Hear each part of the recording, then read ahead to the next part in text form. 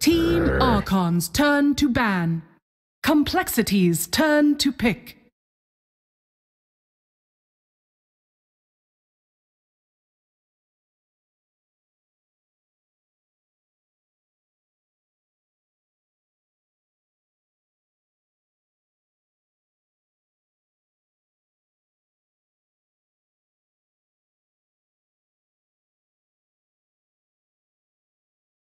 Ten seconds remaining. 5 seconds remaining. Queen of Pain. Gyrocop! The Undying waits. compLexity's turn to pick.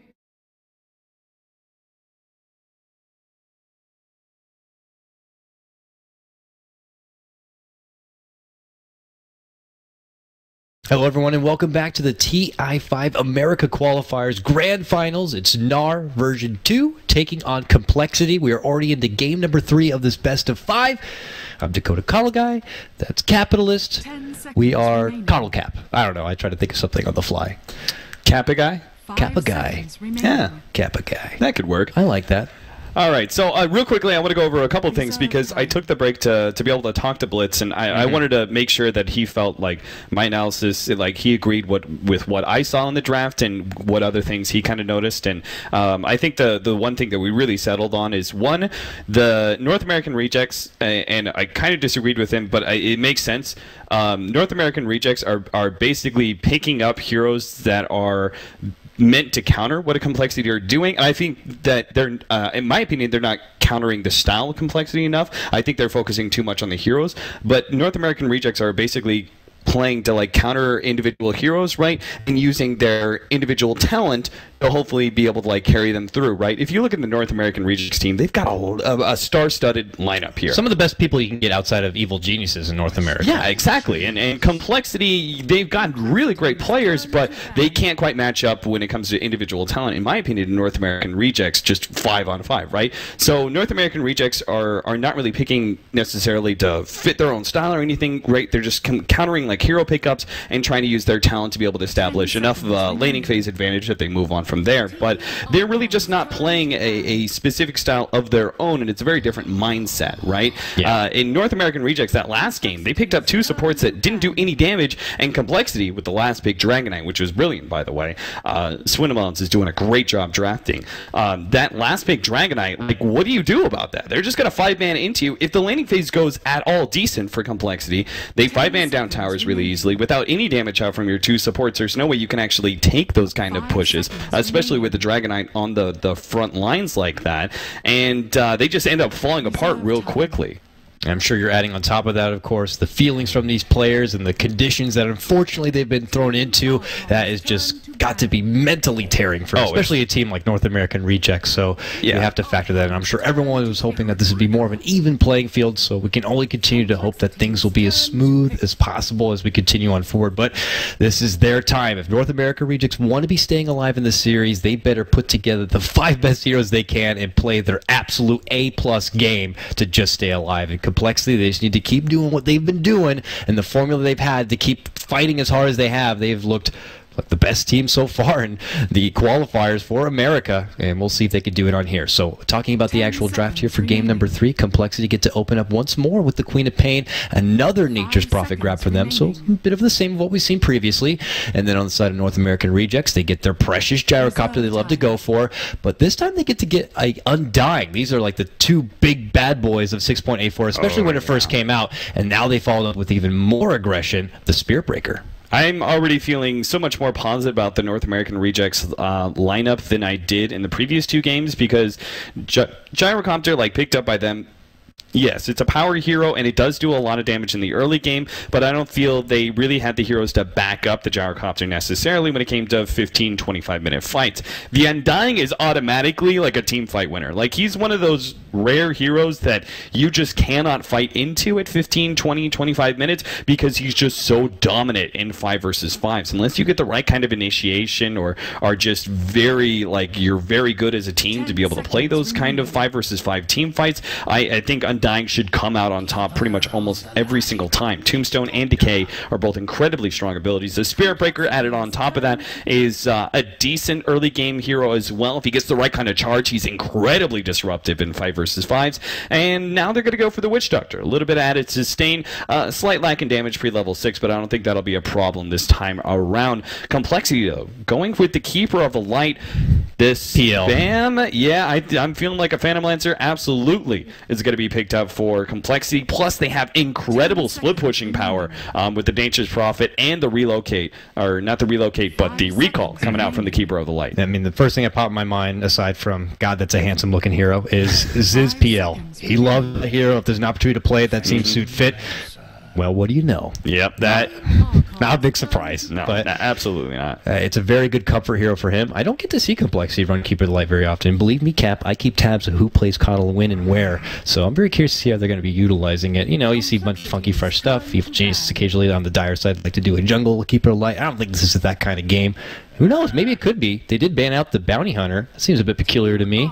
Usually you're considering maybe more jungle-based if you don't want to have him kind of running all over the place. I mean, we'll have to see with his first item pickup. But nonetheless, where he really is utilized is being able to, of course, dish out the mana. You have the benefit of that nice cooldown reduction and the relocate taxi service for the PL. But look how North American Regis round this out. They used to always go to this hero. We had yet to see it this series, but it is going to be the Lesh pickup now for North American Rejects. It's a hero that goes really well up against the Phantom Lancer. Later on into the game, when the Phantom Lancer starts getting tankier, you've got Fusil Blade, and he could just like throw illusions that actually survive more than 2 seconds. He starts diffusing away the Leshrack's mana. That is good, obviously. But the Leshrack is actually the superior hero in this matchup when it comes to like the first 30-35 minutes of the game. Leshrack snowballs pretty heavily because they're able to take towers and team fights with this pickup. The illusions, even if he gets a diffusal, don't matter because he kills them so quickly with all of his AoE, and then added on top of that, they've got Undying and all these other heroes to be able to back it up. So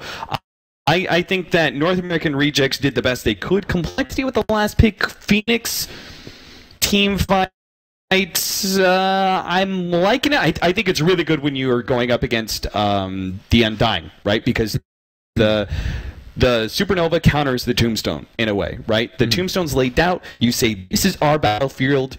We're taking pretty much any fights in this area, and we're going to be able to win them most of the time. But you lay a Supernova on top of that, and Supernova is going to be the superior force there because the stun and the refresh of the Phoenix is stronger. Maybe we get to see that fun new interaction between the Nature's Prophet and Phoenix. You sprout up the Supernova egg, and it gets blinded, and you can't see it. Now, given if they have a Tango or some sort of Quelling Blade, but hey, I wouldn't mind seeing it. That was something that popped up, and I'm like, wow, never even thought of that before. So we'll see if it's something that they're going to end up utilizing here. But let's hop into the action. This is Grand Final America Qualifier stuff, and we are in game number 3. It is match point for coL. Apparently the admin forgot to put the indicators up at the top of the screen, but I assure you it is 2-0 advantage for Complexity. They win this game. They secure the direct invite to TI5. Yes, NAR will still be able to participate in the wild card, but they want to stay alive here, so they will need this win to try to stretch it to a game 4 and possibly a game 5. Hold up, Pitmuckle, check out the Leshrack real quickly. Is that one of the new Immortal Treasures? Oh, it's his weapon. Yeah, he's got a weapon now. He's got a weapon now. He's ready to use it. What is that thing? A bow staff? I have no idea. I want to see how he uses the spells. I raise it up. I don't think he actually hits with it. He still probably shoots, right? That's yes. He's not a melee hero all of a sudden, so I'm pretty sure he still shoots. But talking about the lanes real quickly, North American Rejects are going to be running most likely a. Thanks, Nas. He's letting me know that coDle's been terrible, so the qualifier run. But okay, so they're going to be running dual lanes with the Undying and Spirit Breaker at the top lane. This is a double tank lineup that is super hard to be able to deal with as a harassing support, particularly when you take a look at the supports that you're running with the Furion as well as the coDle. There is just no power whatsoever, and then being able to push out either one of those heroes, they can in fact put a lot of pressure on the Phantom Lancer. For this laning phase. I actually think this is going to be a great setup for North American Rejects because then they have the Leshrack 1-versus-1 against the Queen of Pain. That's a fair matchup because you just lightning spam them. And then bottom lane, you've got a Witch Doctor zoning out the Phoenix. pretty good, especially since the Phoenix Icarus dive has already been picked up by Moonmeander in an attempt to steal the bounty rune. It means that if the Witch Doctor is able to just sit in front of the creep wave and keep the Phoenix out, Moonmeander can't really do anything about that. But you can already see him trying to position very forward. coRock's countering that quite heavily. He's like, oh, god dang, I gotta get the hell out of there. And that just shows, like, hey, we're asserting our lane dominance like we do. We're NAR, after all. We're known to perform better in the laning stage.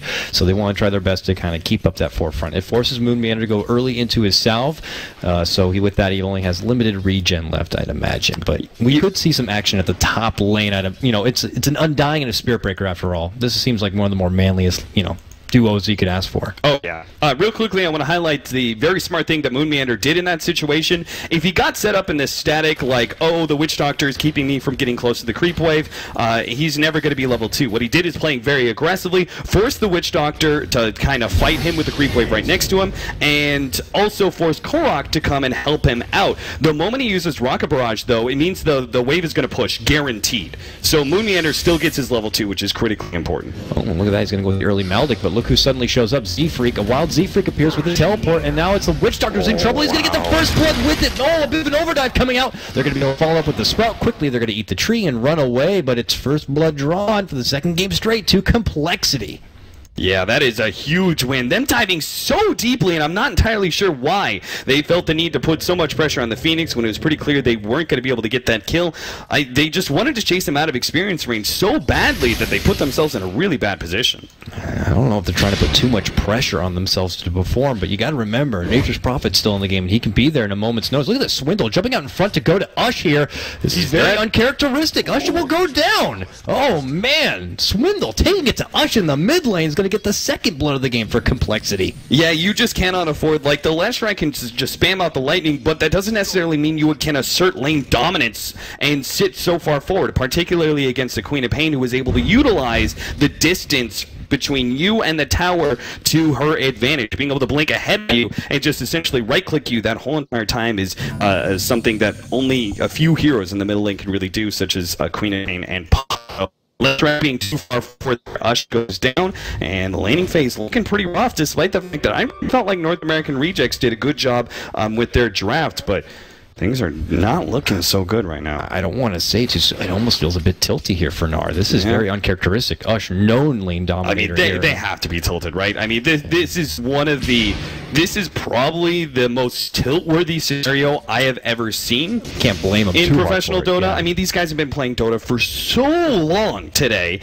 They're dealing with these pauses and stuff, and they're actually having like issues because they're dealing with a little bit more lag than compLexity was, and they don't want to like take the time to pause it out and everything else. Oh, Moonmeander. Moon, he's playing a dangerous game, testing out that rocket barrage, but he's able to bully back here, and almost more pressure on Ush. ZfreeK even gets on the rotation, but this time Ush is able to back it away from it, so he's going to be all good here. This might be an awkward little side note. I wonder if it does mess with Ush as well. When you have that weapon, I'm sure the attack animation might be a bit different. I wonder if it's easier or harder to go on the CS. Look at that top lane, though. Save it. Yeah, they're going to be diving for the coL. coL, he has real defensive tools this early on in the game, so he just tries to juke through the trees. And this goes right for the tombstone, able to get down. Last has come out. Not going to be connecting on anyone here, but here comes the Spirit Breaker. This is the better target for him. Can they finish him off? ZfreeK looks to come on help, but they are able to finish off Zyzz on his Phantom Lancer. Are they going to get a secondary kill here? No luck in the bash. Oh, they step at the Illuminate. Not going to be enough, and now they're going to be able to salve on up. Look at the aggression here. Not looking to pull back quite yet. ZfreeK, though, is like, I got to get the hell out of here. We'll use his TP, and the dive continues. They're looking to go for Fly. Fly charges up his blast. It's going to do very little, which only 200 at max, and now Fly got to get bumped. Finally, the bash is able to come out. They're going to be able to get that kill, but it looks like they should be able to get their own return. They will take down the Spirit Breaker. Yeah, very nice. Like, it was good read by MSS to know, like, okay, I can definitely get this kill. Not sure if the trade-off is worth it for him to basically trade himself away for the kill on the Keeper of the Light. Essentially, especially since they're already able to establish lane dominance and should be shutting down the Phantom Lancer. I don't think feeding away a counter kill at that point is worth it for you. But still, they do a good job of being able to force those fights. Really great read by MSS to also back out at the right time from that limited blast, heal himself up and go in again. So that's actually very close to just being a complete dominance there from North American Rejects. They hadn't lost that tombstone. A little bit of disjoint. It's going Z-Freak. Here comes Mojo. Storm Stout, the double bump coming on out, but Z-Freak not too altered by that. But he also has Ush nearby, and it looks like both of them are going to hightail out of the jungle here. Too much pressure coming on in. Spin Earth right out in front. Not sure what that was exactly, but he's going to look to TP away, and he won't make it out. The blast, of course, coming out from coL, but it's not going to be enough. He's in the fountain now, healing up and in the safety zone. And look at this. Just thinks he can maybe cut off MSS, but Fog is there, of course, and he's going to have to take the long road back to the lane. Yeah, that's a big win for North American Rejects. There's 4 heroes that rotated to try and kill that left Shrag. He TPs back to base successfully, and the result is, yes, he loses a little time in the middle lane, but Zyzz is completely out of lane now, and he's going to be for like a full minute and a half. So that's a big win for them. And maybe what they need to continue their dominance in this top lane and utilize that to then rotate into middle lane or even bottom and have the Airbreaker really start setting up kills elsewhere. Gosh was able to secure that top bounty room. That means the bottom is going to have to be left for Swindle, so he'll go down pick up that illusion, but I don't imagine him using it to rotate anywhere quite yet.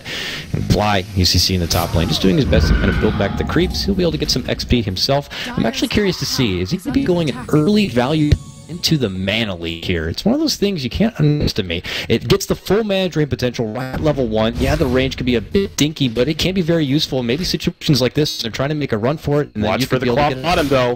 The Queen of Pain's going to go for a bot lane and potentially backdoor and kill Korok right away. The big Sonic Wave is going to be able to finish him off, and they're going to get a 2-for here as they take out Chad. A nice, successful rotation coming out from compLexity. Continue to see Ush tries to come in to get a bit of redemption, but it's going to be enough. Just Lightning Storm. They're going to make it back to safety, and Maldic will not be able to finish him off. And nice little cheeky play from Zyzz. He's able to use the doppelganger to hop to the other side of the trees. Looking pretty dang good still for compLexity, even though it was a strong prominent up for NAR. Oh man, coL do not seem phased one bit. I think they really have to get a TP scroll on MSS. I know he's not level 6 yet, but they need a hero that's able to react to those sort of situations, right? The very aggressive play from compLexity showing up in that bottom lane. I think NAR also, ooh, the charge, another quick little doppelganger out. It's so hard to actually be able to kill this Phantom Lance. They can keep him from getting CS, but not necessarily kill him. I mean, can they really, though? He's able to dish out the Spirit Lance as much as he'd like, almost, with the coL nearby. So that's true. He'll always get involved a little bit. He got the level 3, and coL, so I'm probably going to imagine level up that chakra as much as possible. Plus, that means he could dish out the Spirit Lance more often on top of it. So he'll be able to get a little bit, but and he'll still have mana in reserve to make a quick kill. It's still not going to be too easy nonetheless here. So see, but this is the peaking point for NAR to really get the most out of it. You always kind of question for an Undying. You know, he's huge in the laning presence, but thereafter it can be a bit questionable. But here we go. It's NAR pressing their advantage in the top lane with it looks like about 4 of them. Can they take this tier 2? Well, not very quickly because they don't have Diabolic Edict. They'll kill their waves pretty quickly with lightning spam, but the tower isn't going to go down fast as maybe could have. And this just means, like, it may not feel that much of a difference, but it's like 30 seconds that you lose to be able to go back to that middle lane and stop the push that compLexity are currently putting there with the Nature's Prophet and Queen of Pain. That's going to result in probably at least 500 damage. That means a trade potentially for compLexity. They had pressure towards this tier 1, but already the first rotation coming out. Fog steps away from the top lane for the first time this game and looking to get involved. Drops down the out here. With that, compLexity need to consider pushing back, but look who's coming in from the south side. It's Zyzz. They go on to Chad. Chad's in a little bit of trouble. Target's coming on the Swindle, but they've already got Chad down. Now Fog running away, weak and wounded. Can he make it out from this wall? Oh, bloodshed all over the place here. In with coL now. Zyzz is in trouble. He goes down. Follow-up kill on the Swindle, but it's going to be a 3-for-3. A buyback coming out from Z-Freak, looking to teleport right back into the action here. Moon, heavy and involved here. He's able to Icarus dive the hell out of trouble. Blast is going to be sidestepped there from Korok, but here's Z-Freak back into the fray.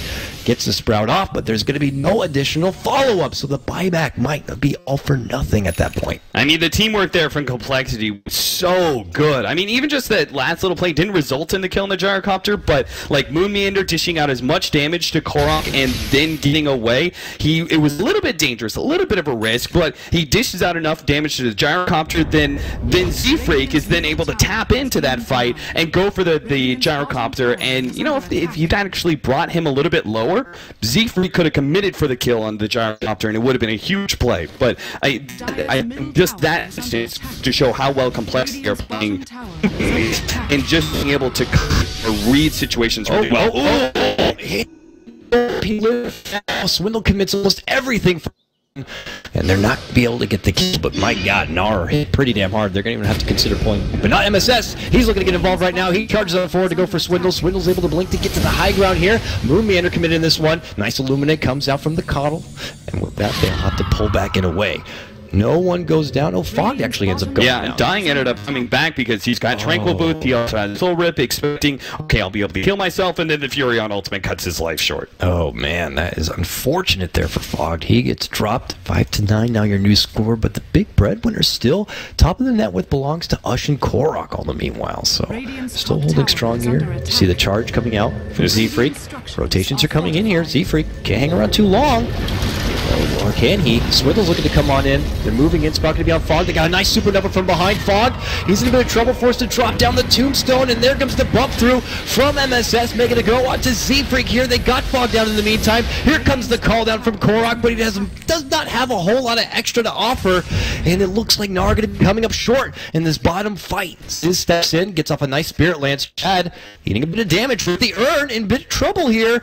Is it enough? Oh, man. 14 life, barely alive. That's like the third time he's almost paid for no voodoo restoration. They're going to kill Ush, though. Uh-oh, he dishes the ult as best as he can, but it is clearly not enough. He ends up going down. Chad says, I'm still alive, full. It made the move in. He ends up taken down from the scream nonetheless. Hands over his life, making it a 3 for all day. It's still compLexity getting so much. Man, compLexity are just outplaying North American Rejects at every single level. Every single one of these fights, everywhere I look, it's compLexity just hiding North American Rejects every single time. I mean, watch Korok in these fights. He's like trying to center down on one hero, but the Queen of Pain blinks away. The Doppelganger goes out. He just can't see the lockdown anybody. The Phoenix isn't really an option. In fact, that I think showcased one of the brilliant things about Phoenix against Undying. Like, he just goes in, lays out the Supernova, and the fight goes away from the Tombstone entirely just to get away from the Supernova. I just feel like compLexity are the kryptonite to NAR's lineup right now. If they manage to take down this game, they're going to be straight 5-0 against NAR if you count their previous series. It just like NAR don't have the code as far as what compLexity really offer. They're just looking so damn good. Now the drum going to be complete here from Zyzz, so he's kind of stepped away from going straight for the defusal, it looks like, and kind of going more survivability. All the meanwhile, though, look at that. ZfreeK, with the help of Swindle, able to interject, and they get their own kill, taking out Ush again on the Lesh. Time after time. I mean, this is just compLexity through and through, utilizing a small advantage, or a decent advantage, actually. I can't even say it was small. It was actually a decent advantage that they got in the laning phase, and just building that up so quickly and being able to just snowball from here on out. I mean, you look at compLexity's lineup, right, and you would say they actually offer split pushing capability here, but it's all team fight for them. It's still the same style, despite the fact that we have a significant change up in heroes. Uh-oh, Fly moving in, gets into Spirit Form, but he gets hit with a Coke, and he is dead. Now Moon dropping Supernova. Swindle looking to make a go on the easy support Chad. Chad could be going down here from the burn. It looks like he will, and they also get the serious grab onto MSS, where you get one, we take two. compLexity still trading for the better here. Yeah, another Tombstone play that can't do anything for you because the Supernova goes out, they have to run themselves away, and then the chasing capabilities of compLexity come in with the Queen of Pain and the Phantom Lancer. You can't get away from those heroes, at least not too easily. Ush is trying to center up on a quick on Zyzz here. If he managed to lead with the Split Earth, he could burst him down, but, oh, he does get it! He will be able to burst him. It looks like Zyzz Doppelganger away potentially, but Ush is going to try and chase him. While ZfreeK actually gets a pick off on Korok in the middle, and Zyzz gets away. Oh my Nothing is going right for North American Rejects. This is crazy. It's ridiculous. It's like seeing an all-par NBA team ball after airball. I'm dumbfounded, and I'm sure NAR feeling that way as well. You want to casually throw out that maybe they're tilting a bit, but this is something else right now that we're witnessing here. Ush actually went, like, I was expecting his burst damage to be enough. A significant factor here. Diabolic Edict does not help you in killing a Phantom Lancer, at least not really. So he went for like just 2 levels in Split Earth, which I can agree with, but I didn't realize that was the play, and that little bit of loss of damage may have actually played a factor in Zyzz being able to get out, plus the nice juke from Phantom Lancer. Zyzz played that wonderfully. I mean, do you think he had to go more invested into Edict, feeling that his team is pressured to just kind of continue to push objectives because compLexity feel like, oh, we'll just kind of stall out a bit. We know we have a PL who could be a king in the late game. Just seems a bit awkward to have to put more into the Edict early on than the Splitter. Yeah, most of the Leshrac builds that you're seeing right now are actually 4-1-4 builds with Diabolic Edict to like 7 or 8, usually 8, just to be able to help take towers, but they don't prioritize it over Split Earth necessarily. There's been a few people who have disagreed with that, saying, okay, Split Earth level 2, it's enough that I can be able to land a stun, and I think Diabolic Edict puts out more damage, but in this, the damage over time is a little bit slow. You've got such mobile heroes that I don't feel it's particularly strong in these fights, and then you've got the Phantom Lancer Illusions, who are obviously going to soak up a large share of that damage as well. So I kind of would have preferred the Split Earth, but I think that just comes back to North American Rejects just going, okay, we have to be able to take some tower here and neutralize the tower lead that compLexity are holding on to, but the problem is they can't actually take these towers because they have to win a team fight first, and compLexity, they're going to contest them for every single tower that North American Rejects goes to push now at this point. North American Rejects actually just have to try and slow down this game and farm up, or get some sort of smoke gank and a brilliant team fight setup, and even then, I think compLexity still comes out on top solely because they're so far ahead.